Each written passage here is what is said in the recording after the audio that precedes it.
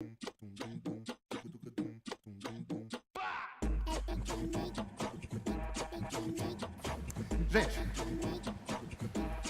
vou fazer uma pergunta para vocês. E de repente, Mariana, o Peter a gente já ouviu hoje mais cedo falando, mas você ainda não se apresentou. Então, eu vou lançar uma pergunta para vocês dois. Eu vou pedir para a Mariana responder primeiro. E aí, Mariana, você começa se apresentando e aí ataca a resposta. Vocês dois lidam com soluções para a produção de comida, de maneiras muito distintas, mas no fim das contas esse é o tema geral. Se houvesse uma única mudança que vocês pudessem instalar os dedos e fazer acontecer na maneira como nós produzimos comida no mundo, que mudança seria essa? Mariana. Bom, eu acho que, na verdade, o que tem que mudar é uma coisa só, mas que, na verdade, ela impacta tudo, que é o modo em que a gente toma decisão no campo hoje. Então, o produtor, ele está muito acostumado a agir de maneira reativa, né? Ele confia muito na intuição dele, naquele conhecimento que tem passado por gerações, copiando o vizinho. Então, ele sempre espera alguma coisa acontecer, tenta entender aquilo e reagir. E eu acho que a gente está caminhando agora para uma mudança, quando a gente fala de agricultura digital, quando a gente fala de agricultura de precisão, que o produtor, ao invés de tomar a decisão reagindo a alguma coisa, ele começa primeiro a entender que é importante compreender o nosso ambiente e como que ele afeta a produção. Então, e é isso que eu tenho procurado fazer hoje na nossa rotina, né? Eu sou filha de produtor rural, cresci no campo, acompanhando esse dia a dia no campo, os desafios. E a gente resolveu criar a AgroSmart, que a gente fala que é mudar o jeito em que a gente faz cultivo hoje, deixando esse cultivo mais inteligente.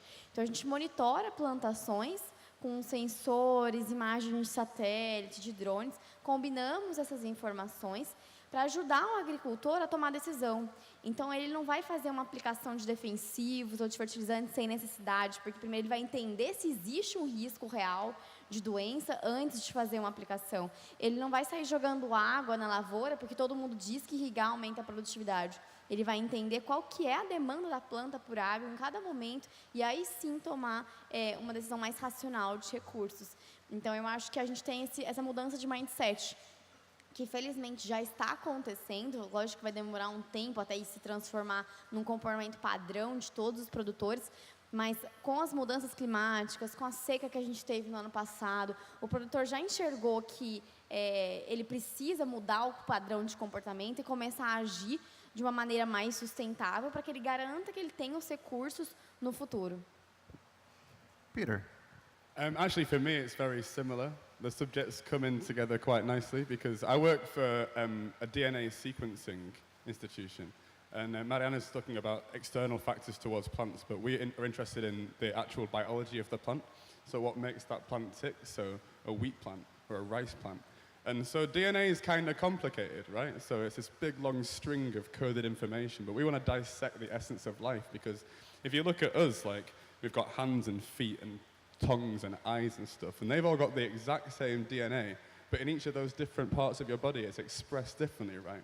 And it's the same with different plants around the world, right? But at the moment, we only sequence maybe one wheat plant or one rice plant. But what I want to see is more like designed agriculture, which would come hand in hand with this sort of thing where you can look at the environment of a plant. So we're in an era where now it used to take 13 years and $3 billion to sequence the human genome. But now we can sequence a wheat genome, which is 5 times more complicated than the DNA of a human, in less than 4 weeks. So what we want to be able to do is sequence all of the wheat plants in the world, or the 1,700 varieties of rice in Vietnam, or every single type of wild potato in Peru, and that sort of thing, or all of the wild plants in the world, and find out what makes them tick, find out what is in those plants that helps them to withstand pests and diseases and things. Because at the moment, around the world, we only grow a few different types of wheat or a few different types of rice, and we can't do that because with climate change, you get more disease, you get more pests. So what we want to be able to do is something called synthetic biology, which is literally using design and applying it to agriculture.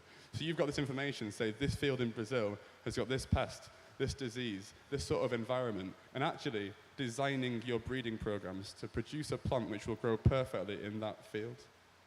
Synthetic? A palavra que você usou era synthetic? Synthetic biology. Yep. Synthetic biology, por um acaso, é algum rebranding de transgênico? Well, yeah, it's not. It's a similar sort of thing, but for 12,000 years, we have been essentially genetically modifying our crops.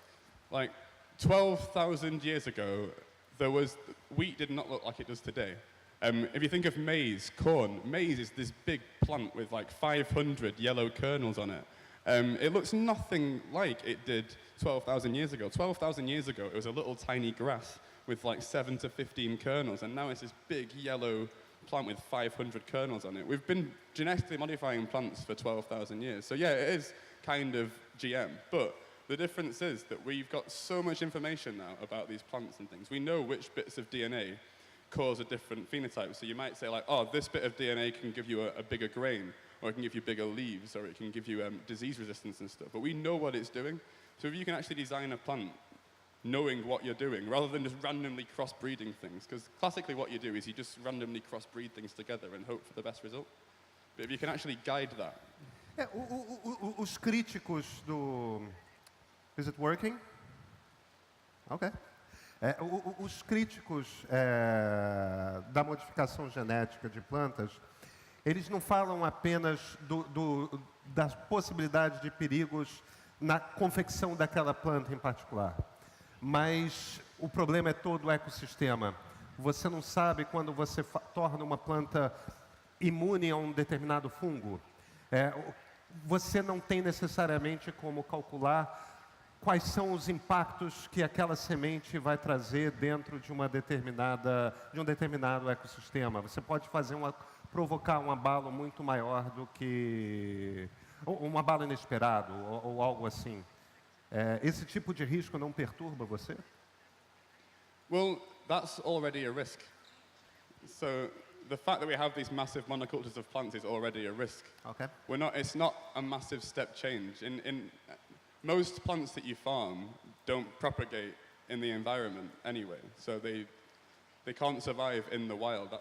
They're bred to only survive in the conditions that we give them anyway. So what we're doing is we're improving what we've already got. Ok. Mariana, a gente está aqui falando de fazer o trigo perfeito, o milho perfeito, a alface perfeita. Quão próximo isso está da realidade do agricultor brasileiro? A gente ainda não tem tudo perfeito, mas a gente tem uma nova semente a cada safra. E isso é essencial. Então, a gente tende, assim, eu sou a favor de todo tipo de agricultura, eu acho que cada uma tem o seu papel. Mas a gente está sofrendo com mudanças climáticas, a gente está sofrendo com alterações no nosso ambiente. Então, não basta só a gente falar, eu não posso ter uma semente geneticamente modificada e ficar esperando as consequências, porque aí a minha semente morre e eu não consigo produzir comida. Então, existe essa necessidade de eu me adaptar às mudanças do ambiente, tendo sementes melhores que são mais resistentes. E hoje a gente tem um banco mundial de sementes que guardam sementes desde as nativas até todas as variações de todo mundo. Porque se a gente tiver um colapso ou uma crise, a gente consegue voltar e ter acesso àquelas sementes de novo e replantar. Então, o produtor brasileiro ele já usa esse tipo de tecnologia. Inclusive, a gente tem sementes desenvolvidas aqui e sementes desenvolvidas dentro de grandes multinacionais como Syngenta, Monsanto, são em grande parte também desenvolvidas por brasileiros. Principalmente porque a gente foi o único berço agrícola de clima tropical por muito tempo. Então, isso forçou a nossa economia aqui a ir atrás de tecnologia e a adaptar essa tecnologia para que funcionasse aqui. Então, não adiantava só a gente receber a tecnologia. Então, a gente critica muito os químicos, a gente critica muito as sementes modificadas, mas se isso não tivesse acontecido, a gente não estaria num nível de produtividade que a gente está hoje. Então, é fácil falar, o produtor não usa. Mas quem é que está lá na lavoura, entendeu? Lidando com a praga, lidando com a doença. Então, se a gente não tivesse tido esse avanço tecnológico desde a Revolução Verde, a gente não estaria hoje alimentando tantas pessoas que a gente está. Um dos motivos pelos quais eu te fiz esse tipo de pergunta é o seguinte: a gente estava conversando mais cedo hoje. Existem duas agroindústrias brasileiras.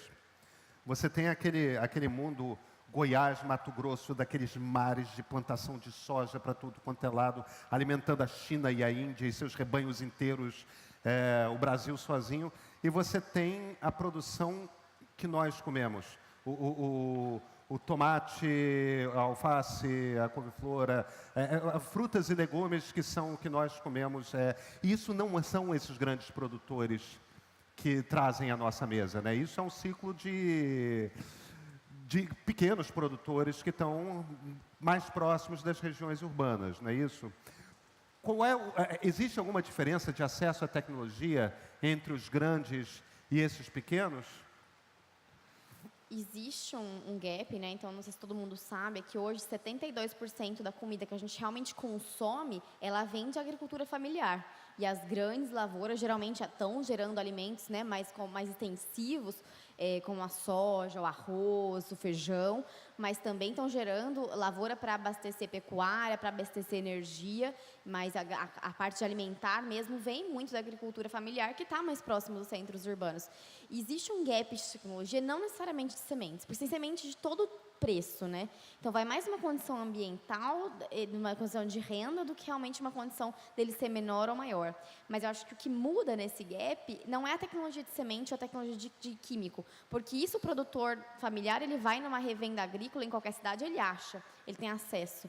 O que muda é a tecnologia de predição, é a tecnologia de saber como operar, é ter uma lavoura mecanizada, onde tem uma colheitadeira automática, uma plantadeira automática. Então, esse tipo de equipamento, de tecnologia, onde mais vê o gap. Então, a produtividade do agricultor familiar ela é menor, mas não necessariamente por causa da semente. Peter, qual é o futuro imediato que você acha? Quais são os grandes breakthroughs tecnológicos que nós vamos ver nos próximos 10, 20 anos em tecnologia voltada para alimentos? Do ponto de vista da planta mesmo, do ponto de vista genético. Well, we're kind of already almost there. So, at the moment, we have this new DNA sequencing machine. So, the classic DNA sequencing machines are these massive boxes, which cost about millions of pounds each, right? But now there's one been developed which is like this big. It's called the MinION, and it uses nanotechnology to basically read DNA in real time. And so one of the technologies that we've been working on is called air sequencing. So you'd have a little machine in a field, and then you can extract all the fungal spores from the air and all the bacteria, whatever. And then in real time, in that field, you can sequence the DNA of those spores, and then you can give a farmer an instant knowledge of what sort of disease is going to affect those plants. And at the same time, to help this happen, there's also a lot of advancements in supercomputing. So if you're going to sequence all of this DNA, you've got all of this information, you need to store it somewhere. So it's all well and good having this information, but we need to be able to process that. And to do that requires so much computing power and so much money. So at the moment we use computers which have got terabytes of RAM, which is like thousands of times more powerful than your laptop or whatever, and petabytes of storage. But even that's not enough, because in the coming years, if we're going to have all this information in 20, 30 years, we're going to have too much information that our current computers can use. But there's one technology being developed in the UK, a company called Optalysis, and they're actually going away from using electricity to using light. So they're developing a computer which actually uses light instead of electricity, so it can run way faster. So we're talking about, in the next 5, 10 years, instead of looking at terabytes, which is already quite a lot, and petabytes, we're going to have teraflops, which is like 1 billion terabytes, and petaflops, which is 1 billion petabytes. So these things are already happening. Mas existem, do ponto de vista tecnológico, existem duas coisas que são distintas. A primeira é você conseguir, de fato, saber qual é a sequência do DNA. Quais são os nucleotídeos, quais são as proteínas, quais são... outra coisa completamente diferente é saber que tipo de informação, o que quer dizer, como que você traduz o código. Quão próximos estamos de compreender o que cada trecho do DNA de cada planta de fato quer dizer, para podermos ser precisos na construção dessas plantas novas? That's a very good question, because DNA is a very complicated thing. It's not just a string of code. You might have heard of genes, and genes make a protein, so it makes your eyes blue or your hair brown or something like that. But it's way more complicated than that, you're right. So there's a lot more going on. So there's stuff within the DNA which regulates the genes themselves. And then the actual structure of the DNA itself has an effect. But we are getting to know it, basically, because the more we study diverse organisms, the more you can find similarities between how they work. And so you can kind of break down, we're kind of applying the principles of engineering to biology. So now you know, based on computer modeling, that your aeroplane that you've designed will fly and it won't drop out of the sky. You can use computer modeling to simulate that. And we're getting towards the stage where we can develop computer models to simulate what would happen in a plant. Se você fizer uma modificação específica num gene ou no outro, é isso? Você tem um modelo de computacional que te permite estipular e prever que tipo de modificação vai acarretar em que efeito?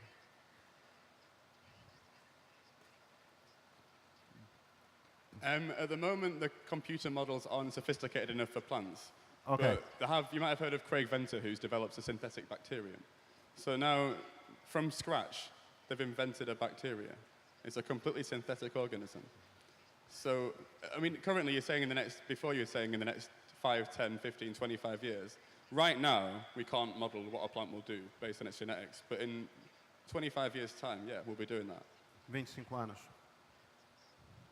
E aqui no mundo real, Mariana, você, enquanto o Peter, como ele mesmo diz, tenta resolver os problemas da agricultura de dentro da planta, você tenta resolver de fora as coisas todas que afetam a planta. Quais são sua empresa produz essencialmente sensores ou implementa sensores que pegam informações do espaço da lavoura para trazer informação para o agricultor no Brasil. Quais são as informações mais importantes hoje para um agricultor brasileiro que vocês fornecem já? Como é que funciona isso? Bom, eu acho que o ponto principal de tudo e a origem de tudo são as informações climáticas. Então, você entender como está a temperatura, como é que está a umidade, como é que está a chuva, como é que ela está distribuída, vento, radiação, umidade de solo. Isso já não tem no clima-tempo? Não. Não. É diferente. Clima-tempo é um modelo de previsão climática. Outra coisa é o que acontece em tempo real, principalmente dentro de uma lavoura. A cada 5 quilômetros mudou o microclima do ambiente. Então, hoje, numa fazenda, eu não sei se todo mundo aqui já foi numa fazenda, você divide a lavoura em pedaços, certo? Tipo fatias da torta, assim, que a gente chama de talhão. E cada talhão ele tem uma característica específica. E o produtor hoje tem controle de cada talhão de maneira diferente. Então, não adianta você olhar no clima-tempo e ver uma previsão superficial de tempo, que nem a nossa previsão que às vezes a gente acerta, sendo que, mesmo que você tenha uma previsão, cada ponto daquele talhão se comporta de uma maneira diferente. O solo é diferente, drena a água de maneira diferente. Então, a gente faz um monitoramento localizado. Então, assim, não é só qual que é o clima numa fazenda como um todo, é como que cada talhão está se comportando em relação à umidade do solo, em questão do crescimento da planta, porque elas não crescem na mesma velocidade. A gente é tudo humano, mas a gente não tem a mesma altura, não tem o mesmo peso, cada um tem um nível diferente, né, de desenvolvimento. Então, hoje a gente tem basicamente monitoramentos climáticos, a gente tem uma armadilha de pragas automáticas. Então, o produtor, ele, sem ir ao campo, ele consegue saber quando uma praga chegou, quão intenso ela está atacando a lavoura, para ele observar os outros talhões que não foram atacados e aí sim fazer uma aplicação. Ele consegue se alertar do risco de doenças, porque grande parte do risco de doenças vem das condições que foram criadas. Então, igual se a gente não se cuida, a gente não come direito, aí a gente acaba sendo mais suscetível. Então, na planta também tem um ambiente propício para o aparecimento daquelas doenças, a gente consegue identificar isso. Mapas de produtividade, você conseguir prever quanto que você vai colher para você melhorar seu planejamento financeiro, conseguir tomar decisões estratégicas, também baseado no clima, a gente consegue entregar. Então, em geral, a gente acompanha a saúde da planta em relação de doenças e pragas, as condições meteorológicas, tanto para a operação, assim, eu não vou fazer uma aplicação Se vai chover amanhã, vai tirar tudo do solo, eu perdi o produto, né? Vai contaminar solo que não era para ter contaminado. Então, até planejamento da operação. Então, isso é o que a gente tem hoje. Mas o que o Peter está falando não está tão longe da realidade. Então, as sementes estão cada vez melhores. Então, assim, por isso que a gente acredita que é importante entender o ambiente, quando eu digo para as pessoas como o Peter que no Brasil, na região X, a melhor condição de desenvolvimento, o clima funciona assim, a chuva funciona assim, e eu tenho esse medido, que até então foi muito empírico, ele consegue desenvolver sementes melhores e mais adaptadas. Mas não só de semente. Por exemplo, nós temos nos Estados Unidos um hambúrguer desenvolvido 100% sinteticamente. Então, eles utilizam a fibra muscular do boi e conseguem imitar isso sinteticamente e gerar uma carne 100% sintética. Nós temos uns colegas do TFF, a Peer-to-Peer Probiotics... Pera um instantinho. Não faz isso. Não joga carne sintética como se fosse a coisa mais simples do mundo. Não é uma carne artificial, é uma carne produzida a partir do músculo do... O que é isso? O que é pegar o músculo do boi e... Você pegar um material genético, que é onde se dá a textura, né, da carne, e você conseguir replicar essa textura a partir de uma célula que veio do boi. Você cria num cultiva petri dish, carne. Isso, você cultiva uma carne. Por exemplo... Você cultiva uma carne. Isso é possível já. Então, assim, a gente pensa, está muito longe... ainda o custo não é o melhor do mundo, lógico, não está totalmente acessível, mas a tecnologia existe, já foi feita, é possível. Aí eu ia dar outro exemplo, que a gente tem uma empresa, a Peer-to-Peer Probiotics, que pega bactérias, ela injeta, por exemplo, em bolinhos de arroz, que são uma dieta básica da China, e aquela bactéria, durante a fermentação, faz aumentar a produção de ferro e zinco. Então, a mesma quantidade de comida passa a ser mais nutritiva. Então, eles já conseguem editar a nossa comida, né, hackear a nossa comida, para fazer algumas alterações em questões nutricionais, em questão de textura. Hackear a nossa comida. Exato. Ok. Então, assim, a gente não está tão longe, não é uma coisa, né, do outro mundo. E, inclusive, em questão de DNA humano, a gente já está muito avançado, né? Hoje você tem os testes da 23andMe que estão criando um banco de dados para entender o que cada parte daquele DNA quer dizer. E eu acho que aí é um próximo passo, acho que é andar lado a lado. Se a gente está entendendo o DNA humano, eu acredito que seja mais fácil entender o DNA da planta, né? Então, está caminhando lado a lado, e eu acho que a tendência para resolver isso tudo é a questão do que a gente está vivendo hoje, esse mundo de open data, de colaboração, onde várias pessoas conseguem ter acesso a esse tipo de tecnologia, porque o custo está caindo, e trocando informações e dados para que a gente aprenda e consiga gerar revoluções, né? Peter, existe alguma chance de essa carne feita em laboratório nos salvar dos insetos?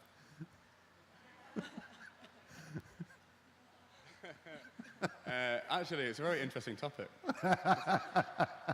I've just been chatting about maybe eating insects instead of beef, and now we've got artificial beef, right? So, kind of, yeah. But no, but the point you were making is really important, because you mentioned before risk, right? And there's a lot of food we eat around the world which carries a risk at the moment. So there's a lot of blindness in Africa because people eat cassava leaves, and it's got a lot of cyanide in it. So with these genome editing technologies, there's a possibility of getting rid of the bad bits. So, like, a lot of people are scared about introducing something scary or unknown, but we're going to know so much soon that we can actually make food safer. Deixa eu aproveitar esse pedaço final da entrevista para falar um pouco sobre mudanças climáticas. E começar aqui pelo... E evidentemente, o quanto que as mudanças climáticas afetam a nossa produção de comida. Porque esse é o maior desafio no momento, né? Mariana, no ano passado e no ano retrasado, nós tivemos uma seca particularmente barra pesada no Brasil. No Nordeste, nesse momento, já temos um problema sério nos reservatórios das hidrelétricas de lá. E provavelmente teremos uma seca também no Sudeste. No Espírito Santo já está tendo. Seca é o maior desafio provocado pelas mudanças climáticas para a agricultura no Brasil? No Brasil, sim. porque no Brasil a gente está muito acostumado a ter as variabilidades térmicas, então o que a gente chama de amplitude térmica, né, de diferença de máximo e de mínimo, para a gente sempre foi muito normal. Então a gente começa o dia super calor, de repente chove, de repente abre o sol, então a gente sempre teve, as nossas plantas já se adaptaram a esse cenário. Em países com estações do ano mais determinadas, com clima mais uniforme, mais padrão, isso é um problema também, essa questão de variabilidade. Então, no Brasil, o maior problema é justamente a mudança nos regimes de chuva, acaba ocasionando secas, mas também fenômenos como o El Niño, a Laninha, que vêm, né, e afetam em questão como um todo. A gente tem tido muita tempestade de vento. Então, eu não sei se vocês já viram um pivô central, que é um equipamento de irrigação gigante que gira assim em uma bola. É muito pesado, pesa toneladas. E a gente está tendo ventos Brasil afora que está derrubando aquele tipo de equipamento. E que antes a gente não tinha isso aqui. Então, não é só isso. Em geral, a cada 1 grau médio que aumenta na nossa temperatura global, a gente está perdendo 2% de produtividade. Aqui no Brasil já foi comprovado perca de produtividade de milho e trigo por conta de mudanças climáticas. Então, ele afeta a nossa produtividade, porque não só ele muda as condições, mas o produtor não está preparado para reagir para isso, porque ele segue uma regra que foi dita por uma pesquisa quando o cenário não era mais esse. Então, essa rapidez com que tudo muda, exige do produtor uma reação muito rápida e que ele aprenda, tudo de novo.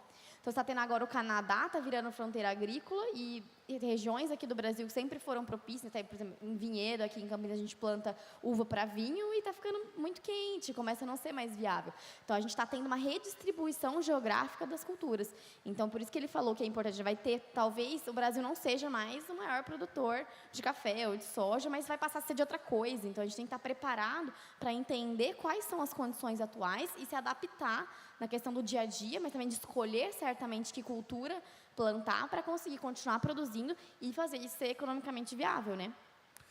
Peter, descontando-se a questão da genética, da modificação genética, quais são as outras soluções tecnológicas para que nós consigamos sobreviver na agricultura, mantendo níveis altos de produção, enfrentando a questão das mudanças climáticas? Well, yeah, I mean, it's not all about genetic modification. Like, understanding the DNA of an organism is a really important thing because you don't need to use GM methods. So, I mean, you were saying what are the biggest threats to agriculture worldwide?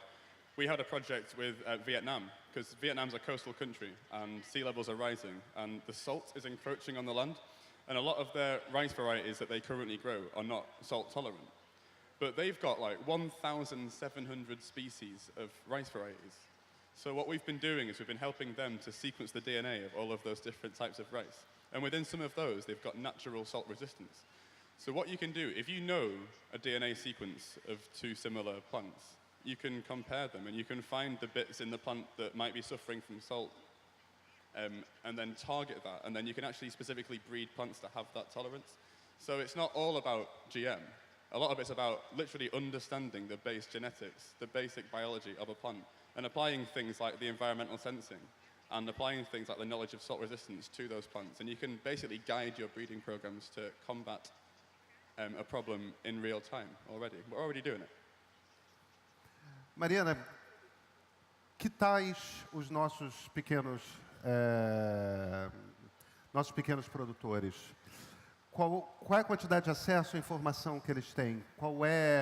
Porque, no fim das contas, a gente está falando de um mundo que não está apenas mudando muito rápido no sentido do ritmo de informação que a gente recebe, mas também no ritmo de informação que a gente produz. Nós aprendemos muito a respeito, por exemplo, da questão de mudanças climáticas a cada ano. E aparecem novas informações e novas soluções que estão sendo produzidas em tudo quanto é parte do mundo. Nossos agricultores, quão antenados eles estão, quão preparados eles estão para receber rápido esse tipo de informação, processar e executar? Tá, a gente tem um gap aí. Receber a informação, eles recebem. Na verdade, o nosso produtor ele é super conectado, inclusive o pequeno. Por exemplo, na AgroSmart, a nossa maior fonte de acessos é online. Então, o produtor ele busca no Google por tecnologia, por práticas, o que fazer. Então, ele procura informação, ele vai na Embrapa, ele vai atrás de órgãos. Mas até ele implementar, existe um problema, porque existe o medo. É o risco, é a tradição. Então, existe assim, eu quero ter a tecnologia, mas estou com medo de acreditar. Então, nós ainda funcionamos muito no diz que me diz, né? Então, a gente espera o outro usar, vê o que ele achou e aí eu adoto.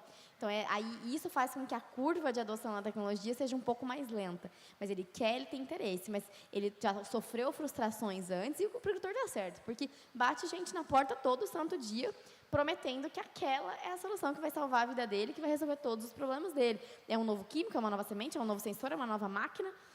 Então, ele fica perdido e com medo de, será que é só mais uma vez tentando empurrar produto para mim? Ou realmente essa vai ser a solução que vai me ajudar? Então, eu acho que trabalhar a informação, começar a discutir mais e envolver o produtor nesse tipo de discussão e ouvir e apresentar para ele, não é só o comércio, a indústria tentando te empurrar as coisas, mas realmente existem tecnologias que são legais para acelerar essa questão de adoção, eu acho que é muito legal, assim, porque eu digo assim, toda vez que eu vou num painel sobre agricultura, vamos ver, quantas pessoas aqui são produtores rurais ou têm família de produtor rural? 3 pessoas. Então, assim, esse é o cenário que eu vejo. A gente faz painéis e palestras discutindo o futuro da agricultura e ninguém envolve o produtor, que é quem vai ter que executar o que a gente está falando, ir lá e comprar semente, comprar tecnologia. Mas você está aqui, Mariana. Eu estou aqui, eu sei, mas eu digo assim, falta representatividade, então falta envolver o produtor nessa discussão, para que ele entenda quanto é importante e para que ele entenda que a tecnologia pode caminhar do lado e consiga mais rapidamente adotar esse tipo de tecnologia. Deixa eu fazer uma pergunta que vai ser a mesma pergunta para vocês, para a gente encerrar a conversa. E é evidente que é uma pergunta que é impossível de responder, então não espero dela precisão nas respostas, mas talvez alguma esperança. Nós vamos resolver o problema Nós vamos, não resolver, mas nós vamos conseguir nos adaptar às mudanças climáticas sem afetar a produção de comida para todos os humanos? Ainda vamos crescer durante um tempo em população. Humans always adapt to any situation. Mas podemos nos adaptar com sofrimento ou sem sofrimento. Look, people are already suffering.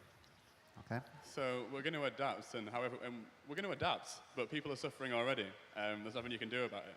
But hopefully, with increasing technology and awareness, we can adapt with as little suffering as possible. Bom, eu acho que sim, nós vamos. Isso não vai ser uma solução que vai resolver o problema, é uma conjunção de tecnologias de vertical farming, de urban farming, de genética, de sensores, de imagem de satélite, é todo mundo trabalhando muito junto com um objetivo comum. Mas eu acho que a gente tem que aprender a ser otimista, sabe? Então, existe um conceito que chama abundância, que fala que a gente tem todos os recursos disponíveis para a gente conseguir sobreviver, se adaptar e todo mundo viver em abundância. Só que eles não estão distribuídos igualmente, às vezes eles não estão numa fácil forma de acesso. Então, eu acho que o pensamento positivo ajuda a gente a encontrar essas maneiras de como transformar esse tipo de tecnologia acessível para todo mundo, porque ela está lá. Tudo que a gente precisa está aqui. A gente só tem que colaborar e aprender a utilizar os nossos recursos. É um bom fim, eu acho, para o nosso painel. Peter, Mariana, muito obrigado.